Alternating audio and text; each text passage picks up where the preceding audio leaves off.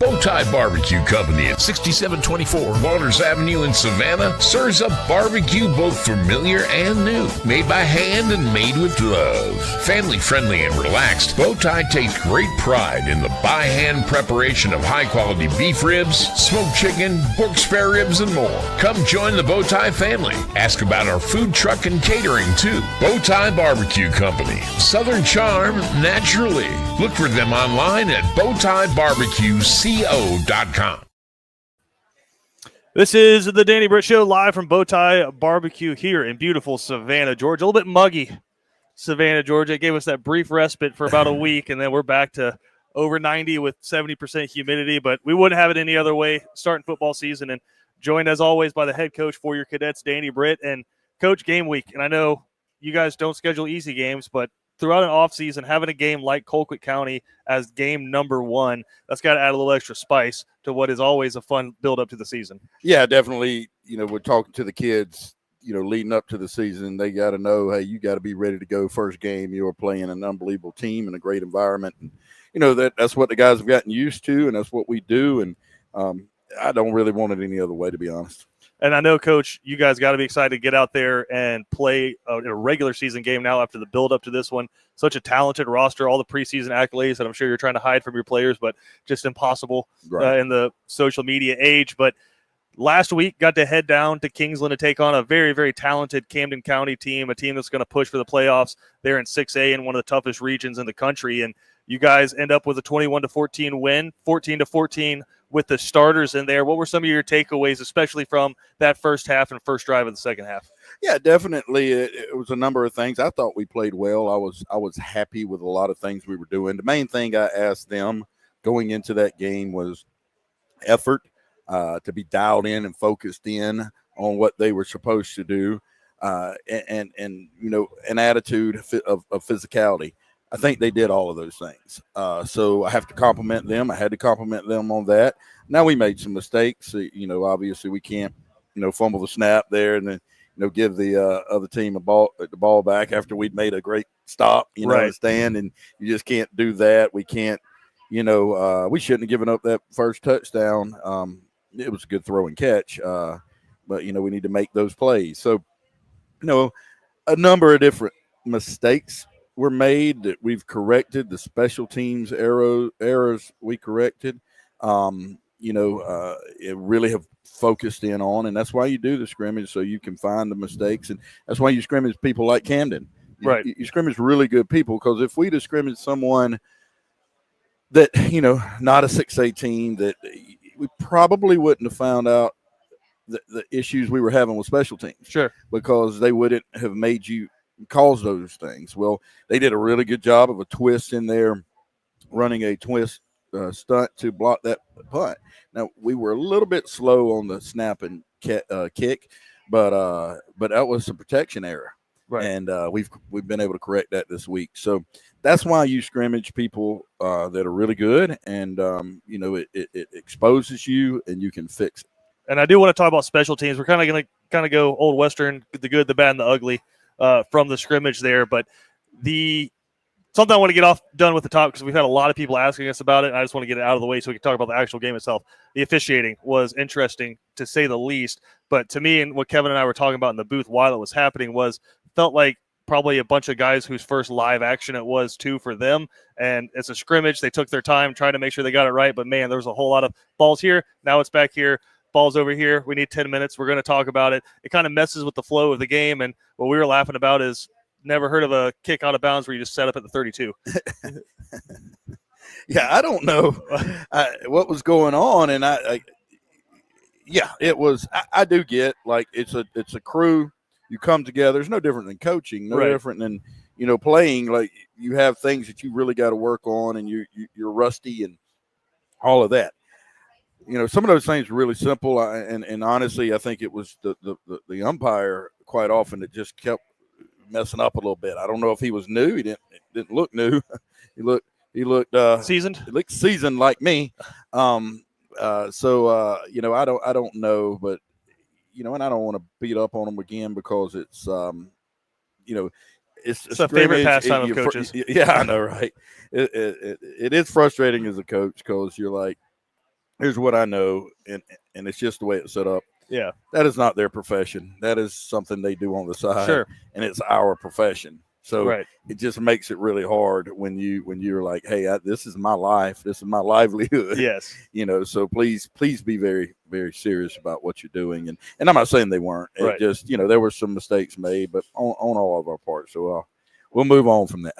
And I know, I don't know if it's like in college or the NFL where they get to come out to practices and practice, but for them, like I said, could have been some of their first live action. But Right. Either way, got some good snaps in against a very talented Camden team. So like I said, I want to start with the good from this one. And Coach, my biggest takeaway was the front seven, and specifically because we didn't get to see some of the inside linebackers like Larson Little, who's going to be playing huge roles, specifically those front three with Right. Isaac Scott, Cam Cody, and now his name's going off the top of my head. Gavin Smith. Gavin Smith, thank you. You guys left 51 off the roster. Gavin Smith. It's on the roster. It just didn't just print. cut I off. don't know why it doesn't That's print. I got to funny. work on that. But Gavin Smith, because he's one of the ones that I had circled, and he, along again with Cam Cody and Isaac Scott, they were violent. And Right. that's was my biggest takeaway. Is you see good defensive lines, and they do their job, and they set the edge, and they plug gaps, but they look like they physically wanted to hurt somebody, and that's always exciting to see. You talk about aggressive defense, Right. It's cool to see it.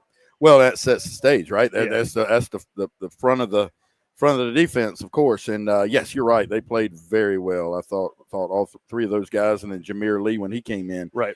played very well. So if they continue to do that, it's really going to set the stage for what we can do, and that really helps the linebackers out there. And like you said, we'll get Larson Little back this week. So that'll really help having those front three guys playing like they're playing. And I know the secondary is something that we're very excited about because the returning starters that you have with Mackay and Wyatt, but the corners were kind of up in the air a little bit about who it was going to be. The other thing that stuck out to me, and we talked about him as potentially after Cam, the defensive player of the game, was number 20, Jonathan Black. Right. I think the first quarter they kind of took advantage of him a little bit on some bubble screens where he was maybe a little bit too aggressive trying to get to the ball Right. instead of just standing a man up. Somebody got in his ear on the sideline, and the rest of the game he did his job, had 2 or 3 just absolutely layout hits, and then really made some nice plays on the ball and coverage. Looks like he was just running stride for stride with everybody. He looks like he could be a player. John is a very, very good athlete. I'm going to say this, and Benedictine people understand what it means when I say this. Physically, he reminds me of Justin Thomas. That's a big statement. Yeah. But he's built like Justin, moves like Justin. I'm not saying, I'm not going to put that kind of pressure on him to make he's going to be that kind of guy, but he can be that kind of guy. So we're super excited for him and what he can do. And just a sophomore, and for a guy like him, right now you have so much talent on the offensive side of the ball. You don't necessarily have to ask him to go over there. So for him to be able to say, hey, you're going to play boundary corner, and I want you to get really good at that, that's got to be something that's really cool for you, especially as a secondary guy. It definitely is, and it's really good. And, like you said, we were rotating some of those other corner spots. We should get JoJo back this week. We'll get JoJo back this week. So that's a big thing. But we were able to – we've got a really good rotation of guys that we can play in that secondary. But, yeah, John – has been able to pretty much just lock in as a corner for this year. Now, next year, he's going to have to, probably step into some other roles too. But for the most part this year, that's what he's doing. That's going to be cool as a sophomore. Just like, hey, just get good at this one thing, and we'll be all right. No doubt. Also good, Coach, explosive plays. You get a pick six in the game. Bubba Frazier kind of shows, again, what we all know that he can do, where he gets behind somebody when Steven's scrambling outside, takes up the sideline, throw just a little 2-yard out route to him, and he cuts all the way back across the field like Reggie Bush and picks up a big momentum kind of turning play right there. Big plays. It felt like we're kind of back a little bit against Camden. Yeah, it looked good, and I thought we did some, make some big plays. Certainly Bubba can make that happen, and we have a number of guys that can make that happen. Yeah. So, excited for that, and, we're going to, with who we're playing and, what our season entails, we're going to need those big plays for sure. We're not going to be just where we can, 3 and 4 yards and, grind it out, against the type of teams we're playing. And Coach, kind of shifting away from what I thought was excellent to the good, we got to see LaDamian Guyton for the first time. And to me, it felt almost like over aggressive, just so hyped up to be in there, especially the first couple of series where it's maybe he's like a half step late, but he was arriving with aggressive intentions, I guess is the best way to put it. How would you kind of grade his overall performance in that one? Definitely will never say over aggressive. Yeah. No, that was beautiful. He was the ball hawk this week. It came down to him and Cam, Cody. But it was him because of what he did away from the play. He was sprinting to the ball. Here's the thing. I don't know when the two-hand touch. I wasn't. We were tapped. That was, and all of a sudden it became a two-hand touch like we're at PE. I don't know what that was about, but the first time he sacked the quarterback, and that would have been a whole different situation because of the way he was coming. Car crash. So there's a car crash coming. So no, we like the aggressiveness. He for a guy with the attention that he has on him and all the notoriety, he plays unbelievably hard, practices unbelievably hard. And Coach, kind of the mixed bag, I'd say, in their offensive line, I thought had some good moments and then had some moments. And I thought, and this kind of happens sometimes, I thought when the second unit came in, honestly, it looked a little bit more cohesive right there. So for those guys who are out there with the quote-unquote starting five right now, that's got to put a little bit of pressure on your heels when you see the second group come in and start moving people. I think it helps. Now, I will say had a lot to do with the starting front seven of Camden, which was very good and very fast. Right. Much better than they were the previous year. I don't know. I think all around, all around, definitely. But that front seven was very good. So that caused some of the problems. Sure. But you're right, and like you said, there are a group of guys, this group of 10 or 11 people that are vying for those spots. And I had a kid, certainly won't give his name, but a kid that missed a little practice this week, and I brought him in yesterday, and I just said, well, guess what? Now you're not starting. Like, it isn't how it works, man. And the next guy up, and he's been here the past 2 days. Right. So, that's the way it's going to be, and that does. It makes for great football. I don't want to sound like the back in my day guy, but just the thought of thinking that you're going to miss practice in big time Georgia high school football and keep your spot is beyond my conception. I don't know. I don't know how we think about that. It is crazy, and I understand that there's reasons, and it wasn't like the kid just stayed home and was playing video games or anything like that. Certainly not. But I'll tell you this. Last night at the alumni event, which I think there were like 300 alumni, and I was speaking to them, and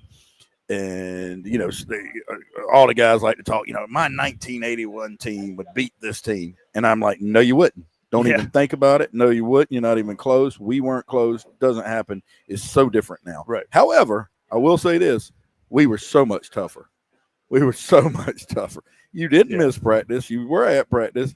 You hobbled around if you had to, and that's the way it goes. These guys think if they have any sort of soft tissue issue, they just can't go. Right. I'm trying to work that out of them, but you're right. You can't miss practice and then be the start. Be able to play and not lose your spot for the next week. Just not how it's going to work. It's always my favorite during like the lead up to the season. The parents schedule the vacation, and you're like, that's the one you might be staying home from. Yeah, if you care about this. Well, I had a kid, Aaron Brown, actually spent the week with Miss Stephanie and I last week. Stayed with us the entire week because his mom called me in the spring and said, "Coach, I got a problem. I scheduled a cruise," and Aaron says he can't do that. We've got we got camp. Right. We don't really have camp anymore. It's start of school, but we have that week, and so she said, I'm only going to let him stay if he stays with you. I said, well, he's more than welcome to. And he stayed with us and started and played pretty well the other night. I'd say so. And going quickly just to what I'd say was the bad, and you kind of mentioned this at the top. You give up a blocked punt. You have a big kick return in the kickoff game. And I know Parker Lewis and John Brinton, both of their first times out there doing those jobs, first time playing football with pads on against another team. I thought they both were kind of shaky at the start and then got better. Parker Lewis's first extra point really got under it, barely limped it through, and then busted the next one through. Right. And then John Brinton progressively on kickoffs got a little bit deeper, eventually putting the last one into the end zone. But we kind of see why it's just a weapon having a guy year in and year out that can just put the ball in the end zone every time. Yeah, and we knew, that was something we were just desperately going, what are we going to do? Because we have just had a succession of kickers, and boom, there was nobody there. So they've come in and done well, and we expected that. We knew it would be a little bit of nerves, and that's what happened. The kick they had the long return on was not anyway his fault. It was a pretty good kick. It was made about like 6, yeah, about the 6. It was high. It was where we wanted it, the placement we wanted. The first one definitely wasn't. Yeah, but that was coverage. So we've made some personnel changes there. We've worked on that. Actually, going to watch some more film on it today, discussing it. Excuse me, but yeah. Then finally, right before the third kick, I just walked up. I said, "Hey, just like you do every day in practice, relax and just do it." Yeah. And he went out there and put it, I think, 3 or 4 yards deep in the end zone. So we will get better and better and better at that. And, right. And so it's just it was the punt was a little bit slow. He had blocked, but again, that was a protection issue. They did a very good job, and it worked out perfectly. And I hate it, but we have the video. We've worked it. We spent every day at practice working on fixing that issue. Now, question I guess going into Colquitt is, what yard line do you feel comfortable getting to before you're not going for it on 4th down? It depends. It'll depend on when we get out there. Where the wind's blowing and all that stuff. What you're seeing before the game. And what I'm seeing before the game with the actual kicker. Sometimes they're feeling it, sometimes they're not. Certainly in that type of thing it's like shooting, right? Like, right. It's more specific than just playing. So it depends. But I will tell you this: he hit a 47-yarder yesterday in practice with plenty of leg to boot. So, and we had a rush coming after him. Now, that's not in a game. Correct. It's not in a situation where, so it's a little different. But yeah, I mean, I feel pretty confident. I mean, we hit the 22 to 20 yard line. Yeah, we can have a good shot of. And I know I keep hyping on it, but both of these guys, especially Parker Lewis, has played at a very high level in another sport in soccer, with a lot of competition, a lot of pressure on the line. So I think he might surprise some people this year with what he's able to do. I agree 100%. All right. I want to go back to the good because I completely missed him on the notes. Aaron Mallard, I thought was just a weapon. And you always talk about guys taking the next step. It looks like he put on 2 or 3 inches in height in the offseason.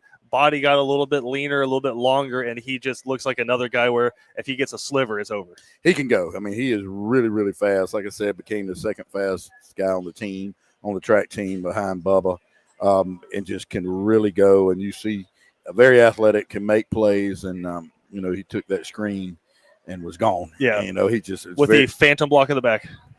Oh, they didn't call it a block in the back. They said it was a defensive player. And the guy – and it's the same guy, the same official, turned, didn't see it, just saw the guy on the ground fall, and he threw the flag. If he'd have seen it, the guy – they both made good plays. Josh was blocking somebody else, kind of came off of that guy. The defender was sprinting toward Aaron, as he should. Saw Josh, said, I'm going to have to go through him. So they both, collided each other, yeah. Went at each other, and Josh basically just knocked the pee out of him, and the guy fell. So the guy turned and saw it. It's just, I don't know why they want to throw a flag unless they actually see it happen. It drives me insane. But yeah, it was a phantom call. It was ridiculous. All right, wrapping up the Camden scrimmage, Coach, your second team and a lot of guys who are going to be developing this year get to play some really significant snaps for the last quarter and a half there. And I thought it's always cool. I told Kevin during the broadcast, because these are the guys where we call their name once or twice right now, and we're going to be calling it multiple times in years to come. Some really talented running backs, I thought, got after it out there. Some really good offensive linemen. And then I thought defensively, you saw a really young but big group. Yeah, definitely. I feel good about the twos and where we're at, the young guys, and what they're able to do. And like I said, several of those guys on the offensive line are really battling. Could be a one before it's over. A couple of defensive linemen, certainly Jameer went in with a 2 group, and he's really 1B, there. Oh yeah. But so we got some really good guys, some really good players. Some of them it's more about growing up and committing to the program, and if they do that, they could find themselves getting a lot more snaps on Fridays. Do you ever find that you get more buy-in after stuff like that, where they kind of get a taste and they're like, okay, I like this? Yeah, definitely. They don't realize how close they are, and then they get they do get that taste and understanding of, okay, I can do this. All right, Coach, we're going to take a quick break. Again, we got a massive game coming up this Friday. I think the biggest game in the state of Georgia. Some people are going to argue there's some Atlanta games that are bigger than this one. I think if we're honest with ourselves, we know which one's the biggest game coming up on Friday night. We're going to say thank you to some sponsors, and we'll talk about it after this. Cash and Carry wants to buy your car. New, used, running or not. Miles don't matter. We pay cash on the spot. Fast, easy, and hassle-free. Call today. Cash and Carry, where your car turns into cash. BowTie Barbecue Company at 6724 Waters Avenue in Savannah serves up barbecue both familiar and new, made by hand and made with love. Family friendly and relaxed, BowTie takes great pride in the by hand preparation of high quality beef ribs, smoked chicken, pork spare ribs, and more. Come join the BowTie family. Ask about our food truck and catering too. BowTie Barbecue Company, Southern charm naturally. Look for them online at Welcome to Sand Nat Golf Carts, where luxury meets quality. We offer a wide selection of top-notch custom golf carts to suit your every need. With our extensive inventory, you're sure to find the ride of your dreams. Plus, our flexible financing options make it easier than ever to drive one off the lot today. Whether you're cruising the neighborhood or joyriding with the family, Sand Nat Golf Carts is here to provide exceptional service every step of the way. Visit us today to elevate your ride. Plan your hunting getaway and escape to experience the beauty of Mossy Pond. Our diverse property right here in Pierce County allows you to enjoy various types of hunts, including plantation-style quail, hog, pheasant, and flooded timber-style duck hunts, all within 24 hours. At the center of it all, experience scenic, rustic, beautiful, and inviting amenities like luxury lodging, our first-class pro shop, fine dining, and the perfect event space.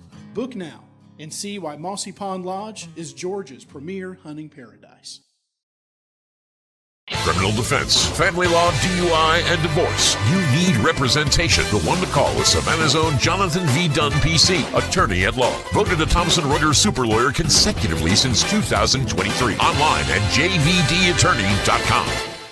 BC Brothers Moving is Savannah's most trusted moving service. From residential to commercial to packing supplies, BC Brothers does it all. Let BC Brothers' energetic, trustworthy team wrap it, pack it, and move it for you. Check out BC Brothers online at bcbrothersmoving.com or give them a like on Facebook. We learned a lot in the scrimmage, what's clicking and what needs work. It's a lot like the way people plan their investments. You want everything to be cohesive, every piece working together. We'll get there. Make sure you do too. Contact Abel's Iron On More Associates to ensure all parts of your financial plan are working together toward the same goal. And Coach, big one coming up this Friday at 7 o'clock. You can start tuning in, 7:30 kickoff. But Colquitt Benedictine hasn't happened since the 50s. I believe. Mm-hmm. And I think it's kind of an interesting story on how you guys ended up getting together. A lot of it has to do with COVID and just kind of backlogging schedules right now. But It's funny because both of y'all said the same thing, which is don't necessarily want to play them to start the season, but dang it, it's going to be a good game. Yeah, definitely. We ended up, just needing a game and needing a couple games and, put it out there. Well, Sean had reached out to me and, we talked and we both were like, it's not really what we want to do, but that's what we have to do. So it'll be a big game, and we're excited, and it's huge for us. I really believe it's huge for us to be able to go into there, to be a great environment, and see what we can do.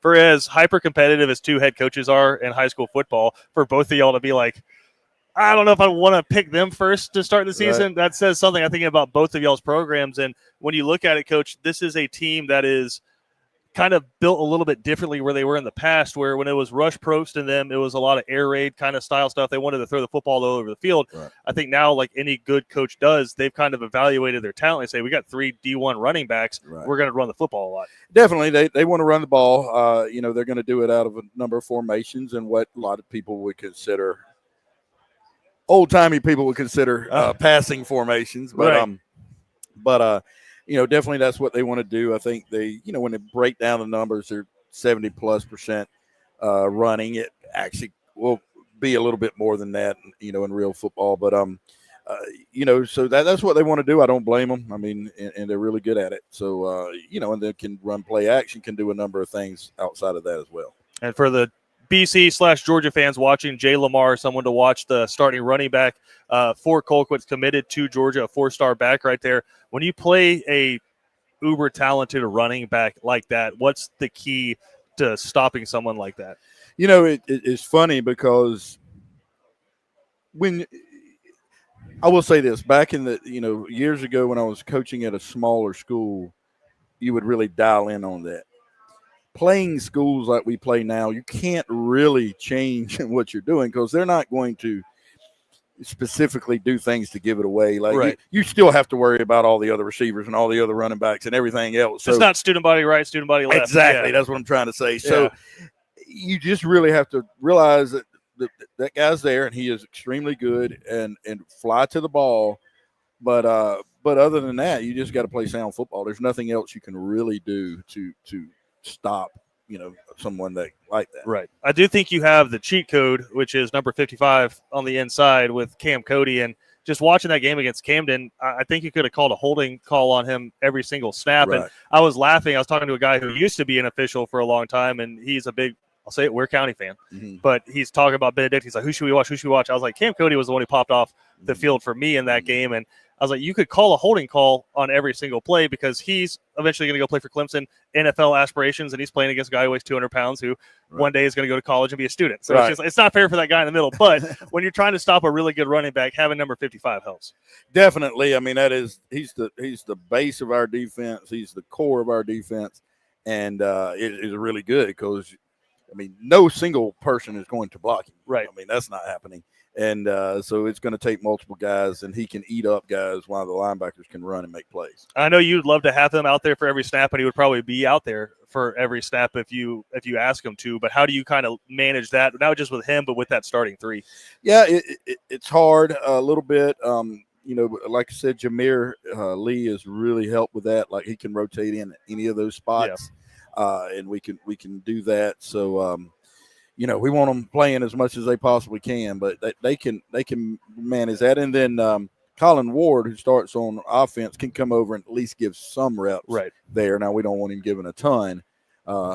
He's got to play it, every play at offense. But, so we can manage it as much as possible. Now, we only played 2.5 quarters, but he pretty much played every snap last week. Right. And one way to manage that is to stay off the field, which I think when Camden started forcing their way back in that one, it was turnovers and kicks and stuff like that just quick turnarounds. The defense has to get back on the field. Managing turnovers and picking up first downs, I think, going to be key in this one. Yeah, I mean, we got to. We can't get into, regardless of we do have pretty good depth. We are good for a 4A school, but 6A school is just different when it comes to depth. So if we get into anything like that, we're going to be in trouble. We've got to get off the field on defense. We've got to, can't, immediately go out there on first down and turn it back over and then have to run back out there. We're going to have to, make sure we sustain our drives and at least be sound in what we're doing. Coach, just a couple more thoughts before we let you get out of here. Senior laden team, a lot of guys who have played a lot of football, but also a lot of guys who, again, are hearing the expectations for what they're supposed to do this year. On one side of the coin, they've been here before. They've played in big games on the road. On the other side of it, I know the Stephen Cannons and the Bubba Frazier's know the history of BC, have been on state championship teams, and they want to be the people who are continuing that legacy. How do you kind of help them manage that pressure?